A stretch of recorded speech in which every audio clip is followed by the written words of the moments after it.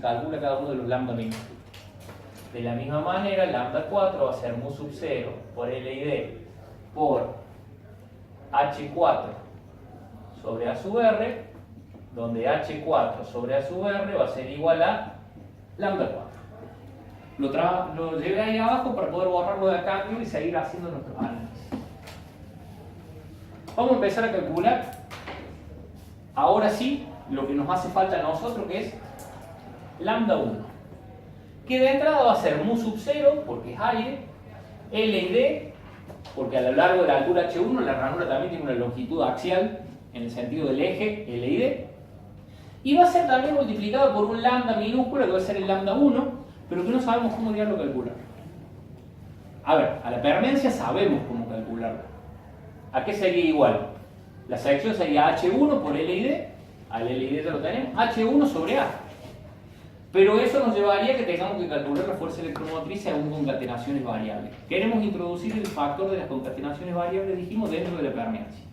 Entonces, para eso vamos a hacer un análisis magnético de nuestras ranuras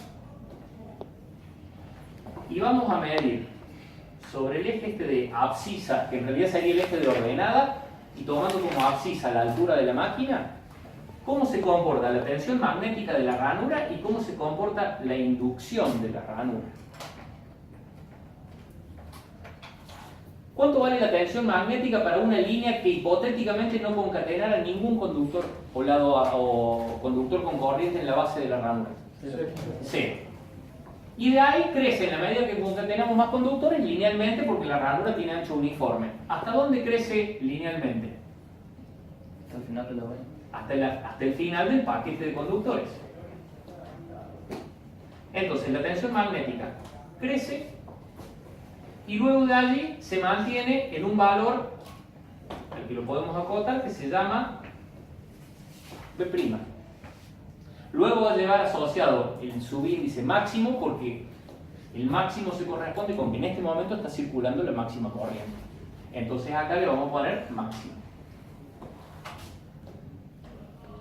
Cuando la corriente decrezca luego de su pico máximo en el semiciclo positivo, cuando pase por cero, ¿cuánto va a valer B' máximo? ¿Va a seguir siendo máximo? ¿Qué va a pasar cuando la corriente sea cero? ¿Vamos a tener fuerza magnetomotriz? No. Cuando la corriente se invierta y tengamos corriente máxima saliente, la fuerza magnetomotriz también va a cambiar su polaridad. Esto obedece todo al instante que estamos analizando, que es el de corriente máxima entrante. Y ahora queremos ver cómo se comporta la inducción.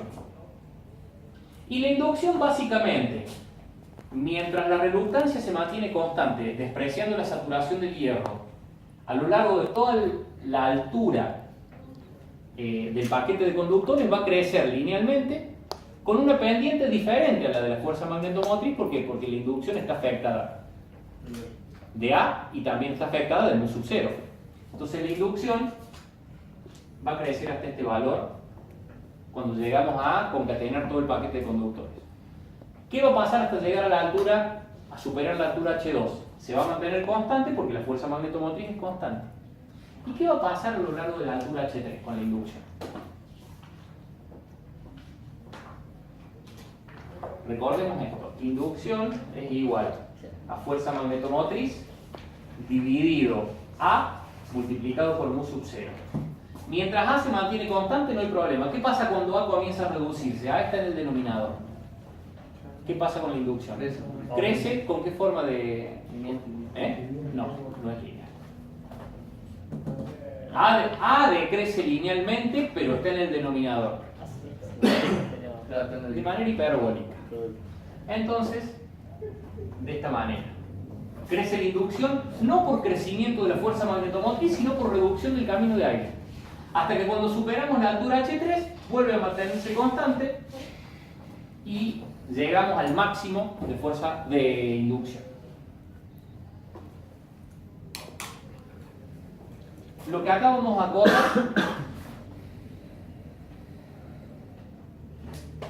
esta inducción que tenemos ahí le vamos a llamar B sub H1.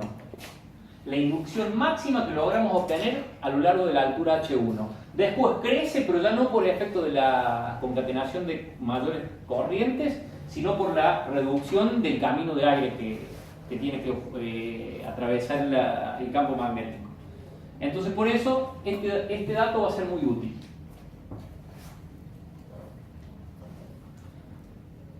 Con eso vamos a empezar nuestro cálculo. Lo primero que queremos calcular es cuánto vale la inducción a la altura H1. Pero para llegar a la inducción tenemos que hacer por suerte tenemos esta expresión genérica acá. La tensión V máximo, ¿a qué es igual? Este V' máximo que tenemos acá. Tensión magnética es número de espiras por corriente. ¿Cuántas espiras tenemos en nuestra ranura? NB. ¿Qué corriente está circulando en este momento? La máxima. NB por I máximo. Y de ahora en adelante, NB para nosotros es el número de espiras totales que tenemos en una ranura en donde tenemos arrollamiento de una sola capa. Si esta ranura pertenece a un arrollamiento concentrado, cada bobina va a tener NB espiras. Pero si nuestro arrollamiento es distribuido y por ejemplo en dos bobinas parciales, tengo NB espiras en esta bobina parcial y NB en la del lado. Entonces nuestro arrollamiento tiene dos veces NB espiras. Si nuestro arrollamiento tiene tres bobinas parciales, vamos a tener tres veces NB espiras en cada una de las, como suma de cada una de las tres bobinas parciales. Lo normal es considerar el número de espiras de la ranura como NB. Después se multiplica por Q. Si Q es igual a 1, N es igual a N1. Si Q es igual a 3, se multiplica por 3. Si Q es igual a 2, se multiplica por 2. Pero esta es una salvedad porque los otros días cuando hablamos de arrollamientos distribuidos, decíamos que las NB espiras las dividíamos en NB sobre 2 y en NB sobre 3. ¿Se acuerdan? Bueno, en realidad no es así. NB siempre, para los cálculos, es el número de la ranura. Si es concentrado, es NB. Si es distribuido, es NB por 2. Si es distribuido en 3, es NB por 3. Esa es la tensión máxima. Lo que queremos calcular es la inducción. ¿Cómo vamos a calcular la inducción entonces?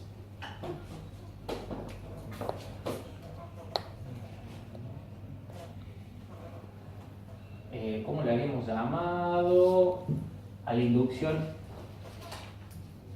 Le vamos a llamar máxima también. ¿A qué sería igual la inducción máxima? Hacemos una corrección acá para que no se nos confunda.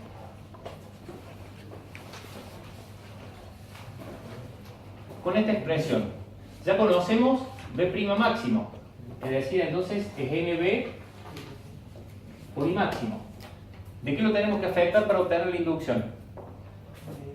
De mu sub 0, porque estamos trabajando en el aire, y dividirla por ¿quién? Por el ancho A de la ranura, porque el ancho A es uniforme. Lo que queremos calcular también, ¿cuánto vale el flujo total a la altura H1? Y acá vamos a poner otra formulita genérica. Flujo es normalmente inducción media por sección, por área. ¿Y por qué hago la aclaración de inducción media? ¿Qué inducción es esta que tenemos acá? La máxima. ¿Y cómo se calcula el valor medio? Es muy simple acá calcular el valor medio. Yo tengo una inducción que crece desde la base de la ranura en 0 hasta el tope de los conductores en B máximo. ¿Cuánto será el valor medio? B máximo sobre 2. Entonces el flujo phi sub H1 va a ser B máximo dividido 2 multiplicado por el área de pasaje de ese flujo. ¿Cuál es el área de pasaje de ese flujo? La altura H1 multiplicada por el aire.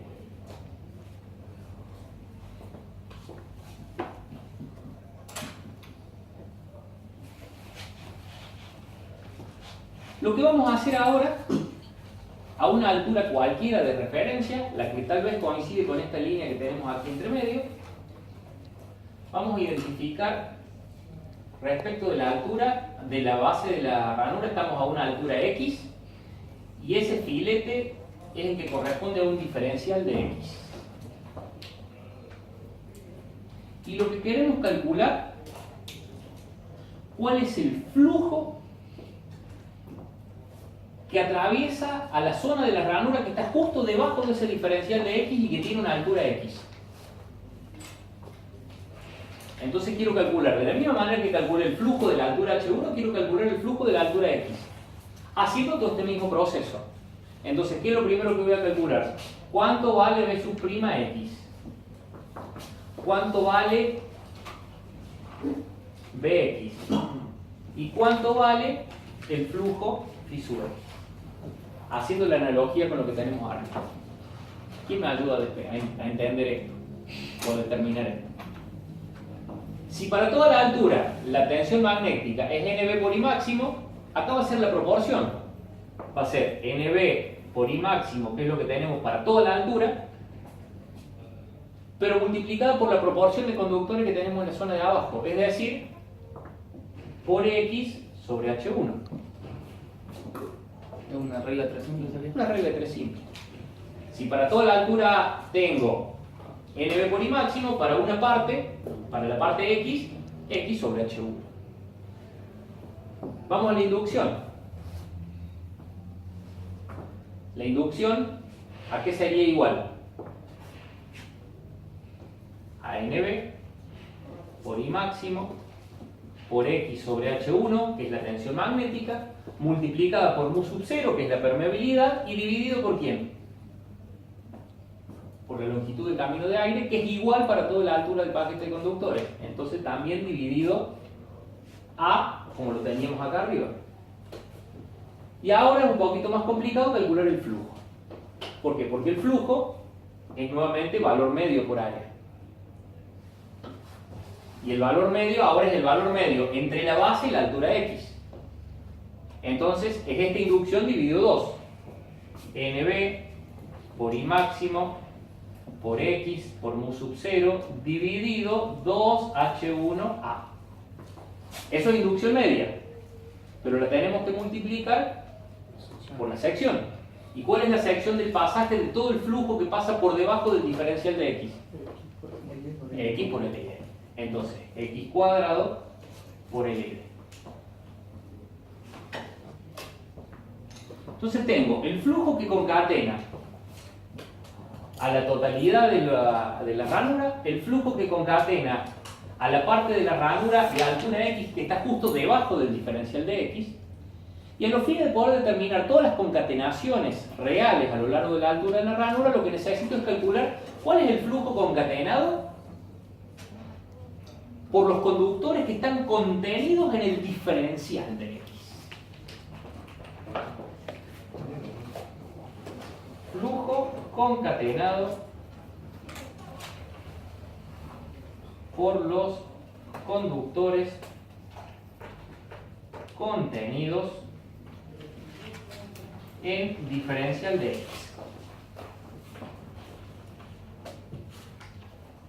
Y deriva del flujo respecto a... No. Todavía no. Al diferencial de X lo conocemos y es una dimensión, básicamente. Después, eso nos va a servir para integrar, justo al revés de lo que usted está planteando. El flujo que concatena a los conductores que están en el diferencial de X es el flujo que pasa por arriba del diferencial de X. Las líneas de campo que pasan por debajo del diferencial de X, ¿concatenan a los conductores que están en el diferencial de X? A ver, tengan en cuenta esto, el diferencial de X es esta capa, este filete. ¿Todas las líneas de campo que pasan por abajo concatenan a ese diferencial de X? No. ¿Quiénes lo concatenan? Las que pasan por arriba. Como es un diferencial que es un diferencial, como su nombre lo dice, tiene una altura despreciable. Entonces, ¿cuál es el flujo que lo concatena? El que está desde X hacia arriba. Si yo tengo el total y tengo el que está de X hacia abajo, ¿cuánto vale el que está hacia arriba? La diferencia. Entonces, la resta. Phi sub H1 menos phi sub X. Ese va a ser el flujo. Vayamos sacando factores comunes. Tenemos B máxima sobre 2. Esperen que acá había faltado algo todavía. Como total después lo vamos a borrar. B máxima es NB por I máxima por mu sub 0 sobre A. Vamos a hacer esa corrección acá. NB por I máxima por mu sub 0 dividido A. Para que nos quede expresiones homogéneas. ¿Me siguen hasta ahí? No, ya los perdí hace rato, pero... O sea, no habíamos reemplazado B máxima por los valores de cálculo de B máxima. Vamos a ir sacando factor común todo lo que tenemos. NB es factor común. I máximo es factor común. ¿Qué otro factor común tenemos? Mu sub 0 LID. ¿Qué más tenemos? 2A en el denominador. ¿Qué más tenemos? Eso no. ¿Y qué es lo que nos queda como factores no comunes? La resta de lo que tenemos arriba menos lo que tenemos abajo. Arriba tenemos H1 menos X cuadrado X cuadrado sobre H1. H1 menos X cuadrado sobre H1. Esa es la diferencia de flujos y por ende es el flujo que me concatena, la diferencia de flujos entre el total y el que tenemos debajo del diferencial de X y por ende es el flujo que en este instante está concatenando los conductores contenidos en el diferencial de X. Lo que nosotros queremos calcular en realidad ahora son las concatenaciones. Concatenaciones de flujo en el diferencial de X. ¿A qué, es igual la ¿A qué son iguales las concatenaciones? ¿Al producto de quién? Del flujo por los conductores concatenados. Entonces, las concatenaciones van a ser el producto de phi sub H1 menos phi sub X multiplicado por quién? Por los conductores contenidos en el diferencial de X. ¿Cuántos conductores tengo en el diferencial de X?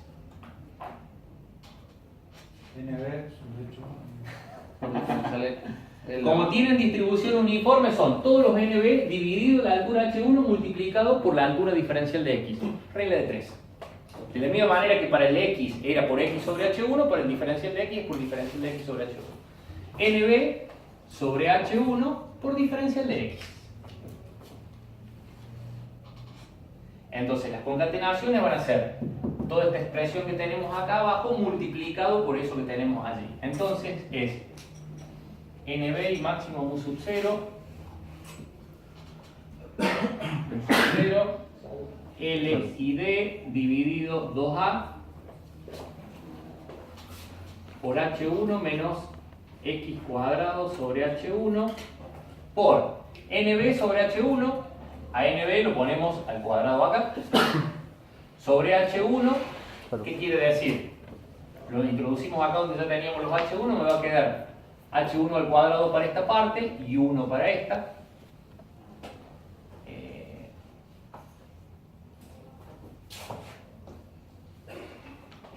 Por diferencial de X. Ahí tengo el flujo concatenado por los conductores contenidos en el diferencial de X de la rama. ¿Qué puedo hacer ahora? Por integración, determinar cuánto valen las concatenaciones totales a lo largo de H1. Desde la primera línea que concatena el primer filete de conductores, pasando por la línea media que concatena la mitad, llegando hasta la máxima que concatena la totalidad de los conductores. Sabiendo cuál es la variación en función del diferencial de X, puedo integrar. Entonces, ¿qué voy a hacer? La integral entre 0 y H1 de phi sub H1 menos phi sub X por NB sobre H1 por diferencial de X, que básicamente aquí va a ser igual a toda esta constante, que está multiplicando a lo que está así en función de X,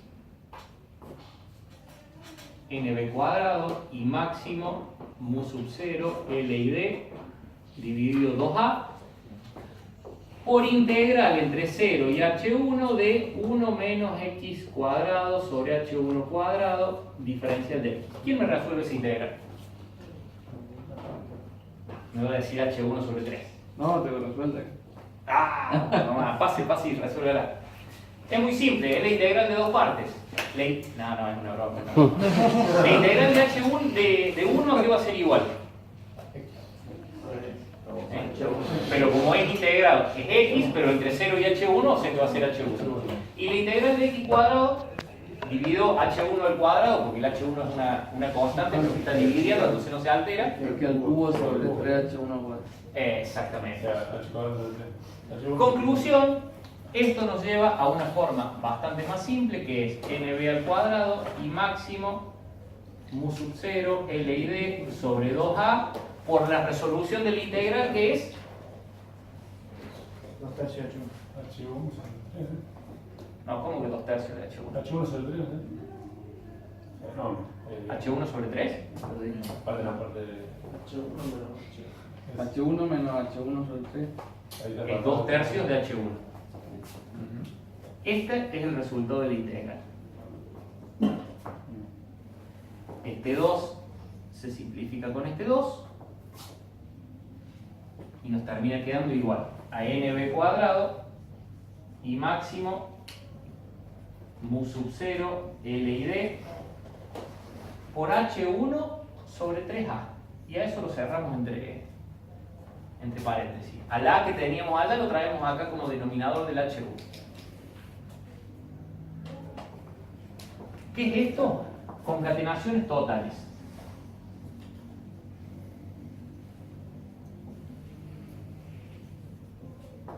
Esas son las concatenaciones totales a lo largo de toda la altura H1 para todos los conductores que se van viendo concatenados por diferentes valores con líneas con diferentes valores de inducción o de intensidad de campo. Lo cerramos ahí y vamos a ver qué es lo que nos resulta útil de acá, porque esto hasta el momento no tiene nada que ver con las permeancias que estábamos calculando y que queríamos determinar. Pero vamos a ver rápidamente cuánto valdrían las concatenaciones a lo largo de H2.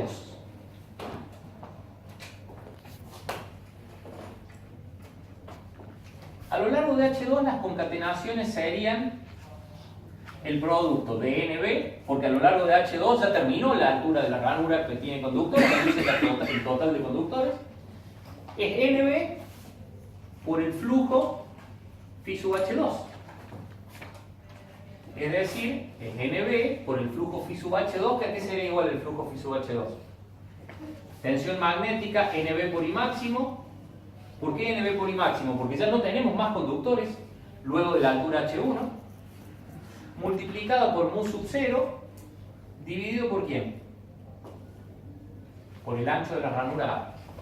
NB por I máxima es tensión magnética, dividido A es intensidad de campo, multiplicado por mu sub 0 es inducción. ¿Eso del flujo? No. Para llegar al flujo me falta multiplicar por el área. ¿Cuánto vale el área? H1 por L y D. H1, H2 por L y D. Y ahí sí tenemos las concatenaciones, que si las resolvemos, NB por phi sub H2 son igual a NB cuadrado, de la misma manera que acá, y máximo, de la misma manera que acá, mu sub 0, de la misma manera que acá, L y D, de la misma manera que acá, y me queda H2 sobre A. ¿Qué era H2 sobre A según las expresiones que vimos al comienzo? Permeancia por H2 sobre A. Permeancia por unidad de longitud axial de la máquina, si considerábamos una longitud unitaria y una permeabilidad igual a 1. Si para la altura H2 la permeancia es a lambda minúscula 2, multiplicada por todo esto es el número de concatenaciones, para la altura H1, lo mismo que me está multiplicando la permeancia lambda 2, por esta relación que me da acá, me da las concatenaciones. ¿Qué quiere decir? ¿Qué será H1 sobre 3A? La permeancia lambda 1 mismo. Que si la multiplico por mu sub 0 y L y D, ¿qué es? La permeancia lambda 1 mayúscula. Cuando la permeancia geométricamente hubiese sido mu sub 0 L y D por H1 sobre A, por el efecto de las concatenaciones variables me da sobre 3A en lugar de A. Con el solo hecho de agregar en el denominador de esa permeancia un 3, introduje el efecto de la variación espacial de espiras respecto de la variación temporal del flujo y no tengo que calcular una fuerza electromotriz demasiado complicada. Ingeniero, a mí no me cierra bien el concepto de concatenación. ¿Con qué tiempo? Es lo más simple de todo. ¿Qué es un flujo concatenado? Es el flujo que concatena un número determinado de espiras. ¿Qué son espiras concatenadas? Las espiras concatenadas por un determinado flujo. Por ende, el producto del flujo concatenado por las espiras concatenadas es el flujo concatenado. Es concatenaciones, perdón. Está bien, no es una magnitud magnética que utilicemos para otra cosa.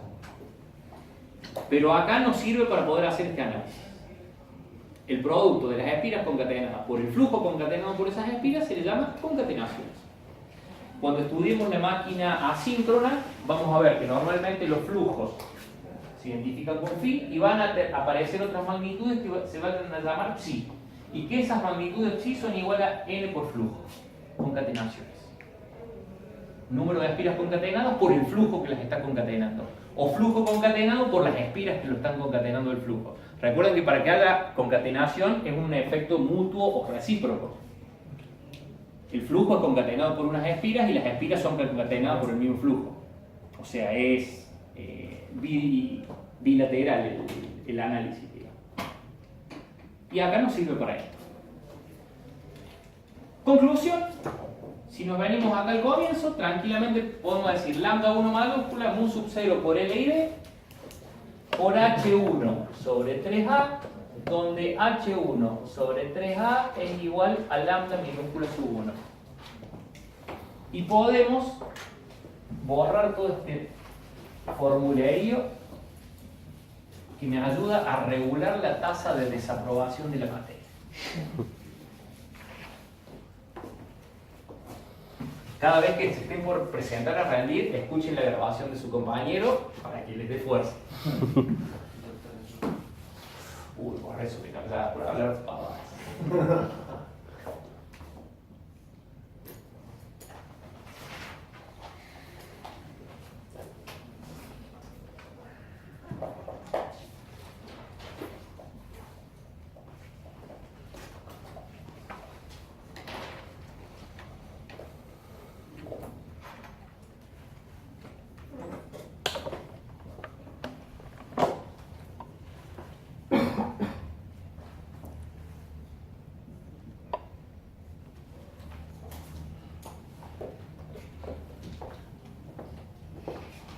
Conclusión. Podemos para esta ranura que acabamos de estudiar plantear ahora una permeancia total de ranura como la suma de lambda 1 mayúscula más lambda 2 más lambda 3 más lambda 4, donde esto es igual a mu sub 0 por L y D por lambda minúscula 1 más lambda minúscula 2 más lambda minúscula 3 más lambda minúscula 4, donde es igual a mu sub 0 L y D por H1 sobre 3A más H2 sobre A más 2,3 H3 sobre A más A sub R más, ¿cuál era la otra? H4 sobre AR.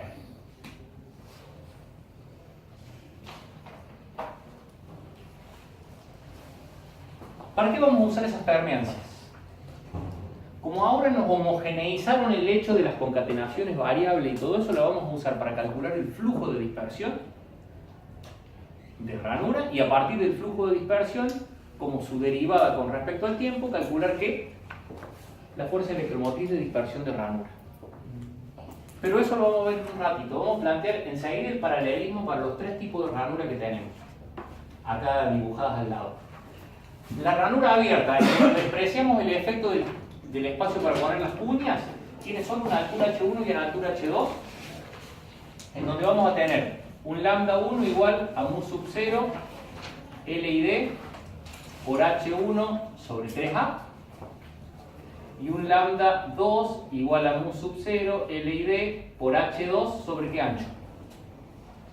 Sobre el mismo ancho A, porque la desembocadura de la ranura tiene ancho uniforme con respecto a la ranura. Para el segundo caso, tenemos un lambda 1 igual a mu sub 0 L y D por H1 sobre 3A. Para la altura 2, mu sub 0 L y D H2 sobre A. Para la altura 4, mu sub 0 L y D altura 4 sobre ancho de ranura. Y para la altura 3, mu sub 0 por L y D por 0,66. Empírico el valor. Metiendo ese valor como permeancia por unidad de longitud correspondiente a la altura H3, no tenemos demasiado error en el cálculo y nos evitamos ver qué pasa con esa variación extraña que tiene el ancho de la ranura. Y eso mismo aplica al otro caso, en donde tenemos para la altura H1, que es toda la de ancho uniforme, lambda 1 igual a mu sub 0, L y D, H1 sobre 3A. Para la altura H4, lambda 4, mu sub 0, L y D, H4 sobre A sub R. Y lo otro, lambda 3, en donde lambda 3 va a ser la suma de esas dos partes, la del fondo y la de la parte donde se cierra la ranura arriba, mu sub 0, L y D por 0,66. Siempre que se dé esta condición, que esto sea A sobre 2, que esto sea A sobre 2. ¿Quién es A? El ancho total de la ranura. Que esto que tenemos acá sea A sobre 2. ¿Quién es A? El ancho total de la ranura. Para esas geometrías de la ranura, estas expresiones andan perfectamente. Si varían un poco, no importa, no hay gran diferencia en el cálculo y de esta manera sacamos un valor bastante exacto. Es decir, acá vamos a tener un lambda de ranura igual a mu sub 0 por L y D por H1 sobre 3A más H2 sobre A.